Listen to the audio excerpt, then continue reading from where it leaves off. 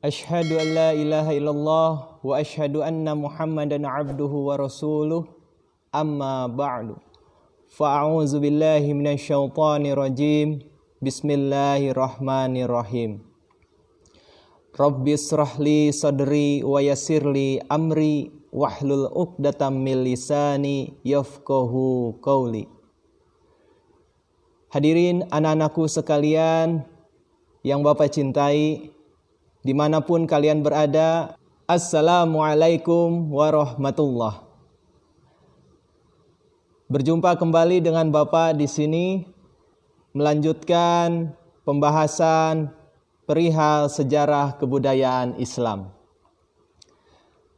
Minggu yang lalu kita sudah membahas perihal apa itu sih sejarah, kemudian arti dari sejarah kebudayaan Islam itu sendiri, dan manfaatnya kita mempelajari SKI itu apa, sudah kita bahas minggu yang lalu.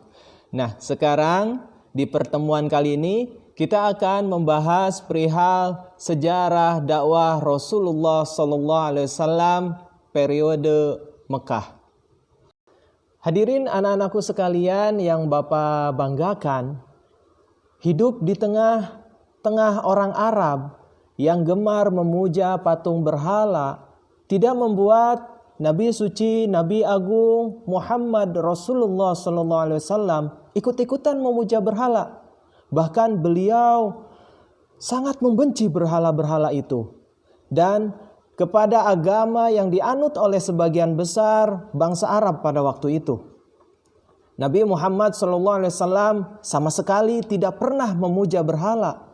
Nabi Muhammad SAW lebih sering mengasingkan diri untuk berpikir tentang penciptaan alam semesta beserta segenap isinya.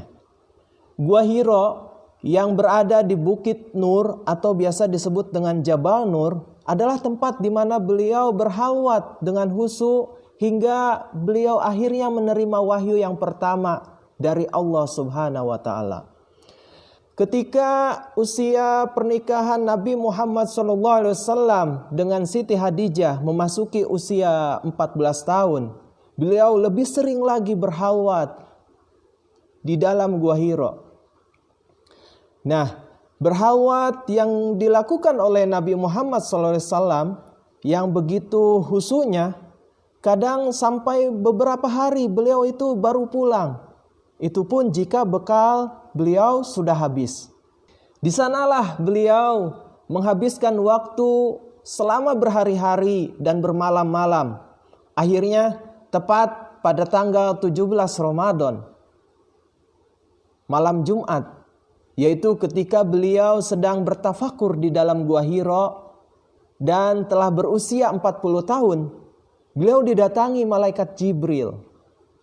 Seraya berkata kepadanya, "Bacalah," kata Jibril. Lalu dijawab oleh Nabi Muhammad SAW, "Saya tidak bisa membaca." Malaikat Jibril memeluk Nabi Muhammad, mengulangi perintah ini untuk kedua kalinya, dan akhirnya pada ketiga kalinya Nabi Muhammad berkata, "Apa yang harus saya baca?" Lalu Jibril berkata kepadanya dengan membawa wahyu yang pertama dari Allah SWT. A'udzu billahi minasyaitonir rajim. Bismillahirrahmanirrahim. Iqra bismi rabbikal ladzi khalaq. Khalaqal insana min 'alaq. Iqra wa rabbukal akram. Allazi 'allama bil qalam. 'Allamal insana ma lam ya'lam.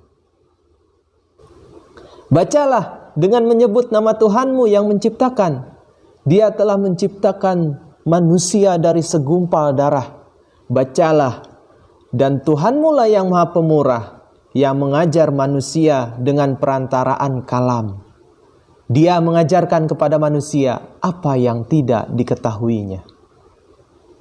Nah, anak-anakku sekalian, Nabi Muhammad SAW mengikuti apa yang diucapkan malaikat Jibril dengan baik sampai beliau pun hafal. Setelah itu Jibril pun meninggalkannya dan Rasulullah sudah tidak kuat lagi berada di dalam Gua Hiro. Akhirnya beliau pulang ke rumahnya dengan raut muka yang pucat. Lalu menghampiri istrinya, Siti Hadijah. Siti Hadijah merasa heran dan bertanya, apa yang sedang terjadi? Dengan gemetar sambil berkata, selimuti saya, selimuti saya. Ujar Rasulullah SAW. Maka Siti Hadijah pun menyelimutinya sehingga rasa takutnya sirna. Lalu memberitahu Siti Hadijah tentang apa yang diperolehnya di Gua Hiro dan berkata, sungguh saya khawatir terhadap diriku. Hadijah menanggapinya dan menenangkan serta meyakinkan Nabi Muhammad SAW. Sekali-kali tidak, demi Allah, Dia tidak akan merendahkan dirimu untuk selamanya. Karena sesungguhnya engkau adalah orang yang menyambungkan tali persaudaraan, menanggung beban kesusahan orang lain, memberi orang yang tak punya, menjamu tamu, dan menolong orang yang menegakkan kebenaran. Setelah tenang, Siti Hadijah mengajak Nabi Muhammad SAW untuk menemui saudaranya yang seorang ahli kitab, yaitu Warokoh bin Naufal. Di depan Warokoh, Nabi Muhammad SAW menceritakan semua yang terjadi. Warokoh bin Naufal dengan penuh perhatian mendengarkan cerita yang disampaikan oleh Nabi Muhammad SAW. Kemudian Warokoh membuka kitab Taurat dan Injil serta berkata, demi Tuhan, yang datang itu adalah malaikat Jibril yang pernah datang pada Nabi Musa. Baik-baiklah menjaga diri, tabahkanlah hatimu, wahai Muhammad, kelak engkau akan diangkat menjadi Rasul. Jangan takut, tapi gembiralah menerima wahyu itu.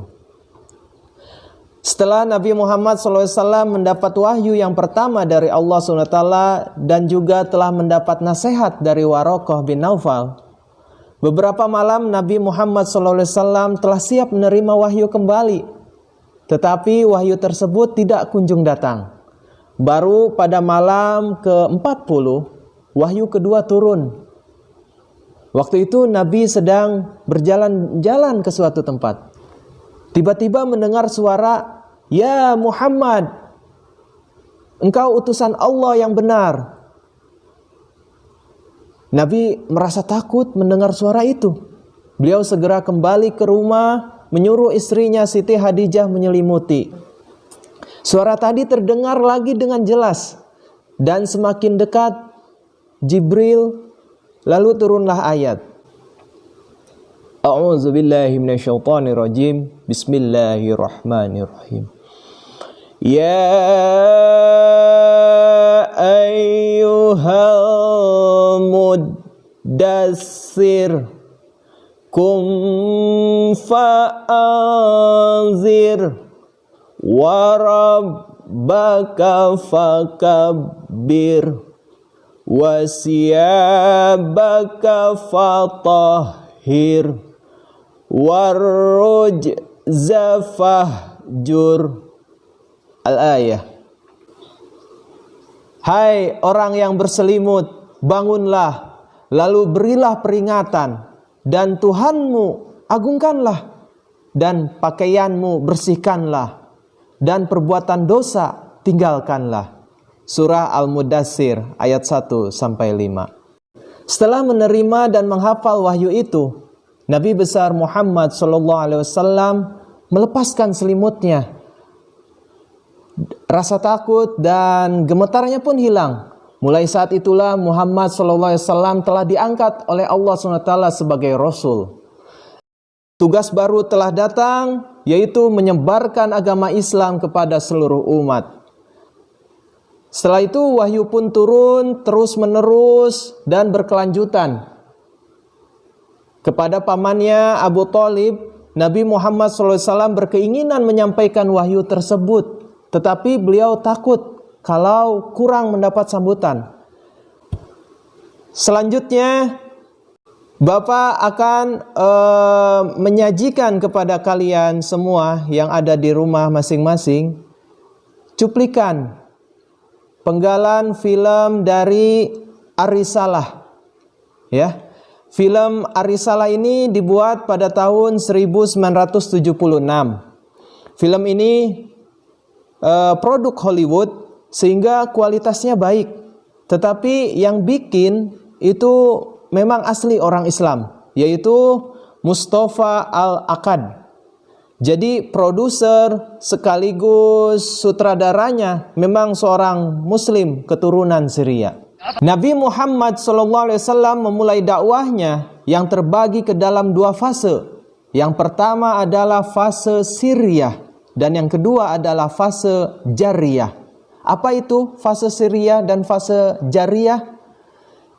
Fase Syriah, kemudian fase yang kedua adalah fase Jahriyah, artinya ialah secara terang-terangan. Selanjutnya Bapak akan menampilkan cuplikan film Ar-Risalah ketika Rasulullah SAW berdakwah secara terang-terangan. Berikut cuplikannya. Tahap berdakwah secara terang-terangan ini berlangsung terus-menerus selama kerasulan Muhammad hingga wafatnya Rasulullah SAW, sehingga Islam berkembang luas di seluruh jazirah Arab dan negeri-negeri sekitarnya.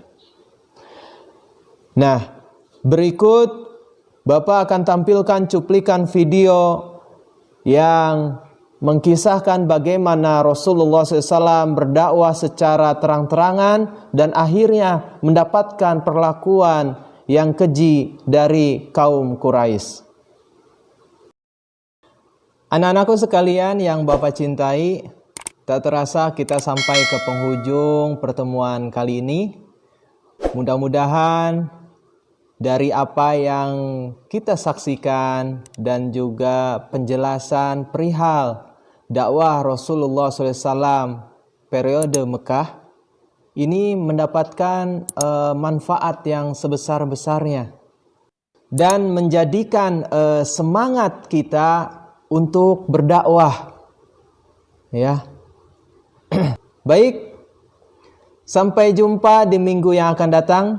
Kita akan bahas bagaimana perkembangan dakwah Islam periode Madinah. Wabillahi taufik wal hidayah. Wassalamualaikum warahmatullahi